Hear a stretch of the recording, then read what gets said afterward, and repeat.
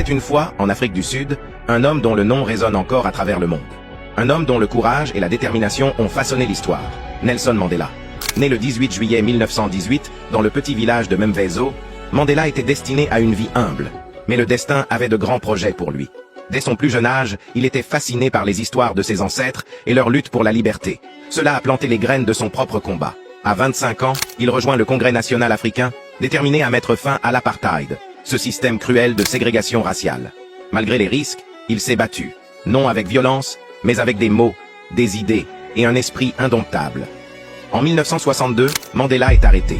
Condamné à la prison à vie, il passe 27 ans derrière les barreaux. Mais ces murs de pierre n'ont jamais pu emprisonner son rêve d'unir son pays.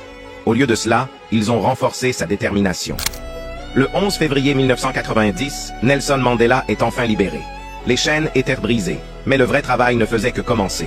Avec une grâce infinie et un cœur plein de pardon, il a guidé l'Afrique du Sud vers une nouvelle ère.